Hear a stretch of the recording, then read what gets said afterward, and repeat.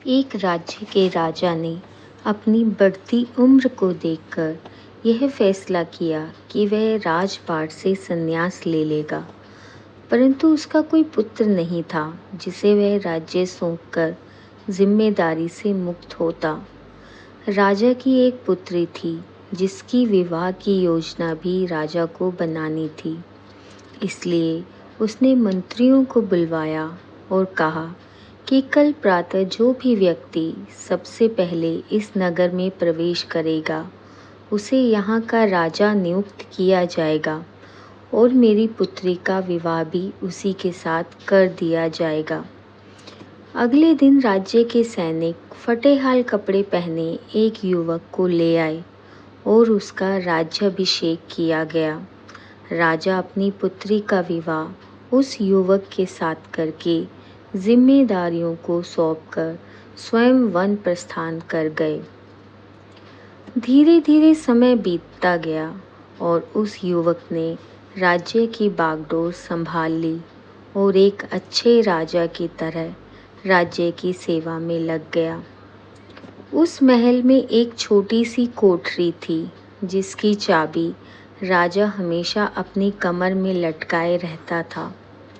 सप्ताह में एक बार वह उस कोठरी में जाता, आधा एक घंटा अंदर रहता और बाहर निकलकर बड़ा सा ताला उस कोठरी में लगा देता था और अपने अन्य कार्यों में लग जाता। इस तरह राजा के बार बार उस कमरे में जाने से सेनापति को अचंभा होता कि राज्य का सारा खजाना, सारे रत्न, मणि, हीरे जवाहरात तो खजांची के पास हैं। सेना के शस्त्रागार की चाबी मेरे पास है और अन्य बहुमूल्य कागजातों की चाबी मंत्री के पास है। फिर इस छोटी सी कोठरी में ऐसा क्या है जो राजा यहाँ हर सप्ताह अंदर जाता है और थोड़ी देर बाद बाहर निकल आता है? सेनापति से रहा नहीं गया। उसने हिम्मत करके राजा से पूछा कि राजन, यदि आप क्षमा करें तो यह बताइए कि उस कमरे में ऐसी कौन सी वस्तु है जिसकी सुरक्षा की आपको इतनी फिक्र है? राजा गुस्से से बोले, सेनापति, यह तुम्हारे पूछने का विषय नहीं है। यह प्रश्न दोबारा कभी मत करना। अब तो सेनापति का शक और भी बढ़ गया। धीरे धीरे मंत्री और सभासदों ने भी राजा से पूछने का प्रयास किया, परंतु राजा ने किसी को भी उस कमरे का रहस्य नहीं बताया। बात महारानी तक पहुंच गई और स्त्री हट के आगे किसी की भी नहीं चलती।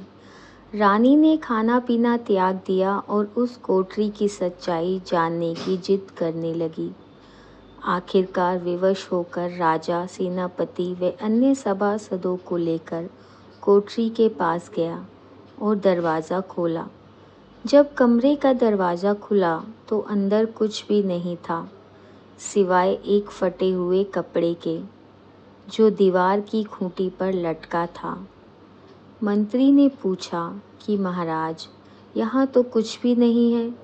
राजा ने उस फटे कपड़े को अपने हाथ में लेते हुए उदास स्वर में कहा कि यही तो है मेरा सब कुछ। जब भी मुझे थोड़ा सा भी अहंकार आता है तो मैं यहाँ आकर इन कपड़ों को देख लिया करता हूँ।